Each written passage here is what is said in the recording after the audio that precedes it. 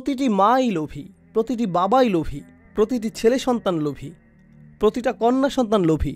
একটা বাচ্চা বলে, তুমি গত সপ্তাহে আমাকে একটা খেলনা কিনে দিয়েছ, আমি এখন আরেকটা চাই। জানেন, আমার ছেলে একটা সৈনিক কিনতে চেয়েছে, আমাকে বলেছে নিনজা টার্টেলের নতুন একটা সৈনিক কিনে দিতে।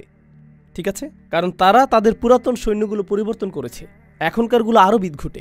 এখন তাদের চোখগুলো কেমন জানি উন্মাদের মতো, মাথাটা কঙ্কালের মতো। কিন্তু সে এই নতুন সৈনিকই চায়। সে টিভিতে নতুন নিনজা টার্টেল দেখেছে, তাই সে আমাকে বলল, বাবা আমাকে নতুন একটা সৈন্য কিনে দাও। আচ্ছা, আমি তাকে একটা সৈন্য কিনে দিলাম। আর জানেন, যখন আমি তাকে এটা দিলাম, সে যে কি খুশি হয়েছিল। তারপর সে আমাকে বলল, আরও 3টা সৈনিক চাই, কারণ প্রত্যেকটা টার্টলের জন্য আমার একজন একজন করে সৈনিক লাগবে। দেখো, 4 জন মিলে শুধুমাত্র একজন সৈনিকের সাথে লড়াই করতে পারবে না। ইন্না লিল্লাহি ওয়া ইন্না ইলাইহি রাজিউন, এটা হতে পারে না। লড়াইটা অবশ্যই ন্যায্য হওয়া উচিত, তাই না বাবা? এমনকি আপনার 3 বছরের বাচ্চাটারও লোভ আছে। আপনি বাসায় একটা কেক নিয়ে আসেন, কিংবা বাসায় M&M অথবা খুবই ছোট্ট সামান্য কোনো চকলেট নিয়ে যান, দেখবেন বাচ্চারা সবাই সেখানে জড়ো হয়ে যাবে। ধরুন একটা বাচ্চা একটা চকলেট পেল, আরেকটা বাচ্চা 2টা পেল। সাথে সাথে প্রথম বাচ্চাটা কি বলবে? আমার আরেকটা কোথায়? ওরটা হলুদ রঙের, আমিও কি হলুদ রঙের ক্যান্ডি পেতে পারি?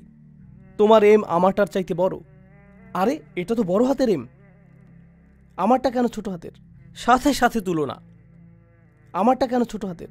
সুতরাং আপনি যেটা বুঝতে পারবেন, ধরুন আপনি যদি তাদেরকে প্রশ্ন করেন, যদি সে 2টা খায় আর তুমি একটা খাও, তাহলে তোমারটার স্বাদ কি কমে যাবে? সে কি তোমার খুশির কোনো অংশ কোনোভাবে কেড়ে নিচ্ছে? কারো কাছে কোনো কিছু আছে জানলেই আমরা ভাবি এটা আমার চাই। লোভের ক্ষেত্রে সবচেয়ে অদ্ভুত ব্যাপারটা কি জানেন? একটা বাচ্চা বসে আছে, তার আশেপাশে সব খেলনা, সে কিন্তু এগুলো দিয়ে খেলছে না। এরই মধ্যে তার ভাই এসে শুধু খেলনাগুলোর দিকে তাকালো, সাথে সাথে বাচ্চাটা কি করে?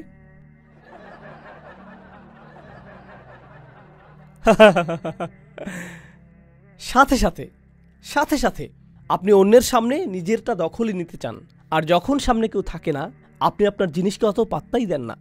জানেন এ থেকে আমরা কি শিক্ষা পাই? আমরা বুঝতে পারি যে আমাদের বেশিরভাগ লোভ মূলত আমাদের পারিপার্শ্বিকতার প্রভাবে হয়। ফলে আপনি যখন একাকী থাকেন, দেখবেন আপনি কিছুই চাইবেন না।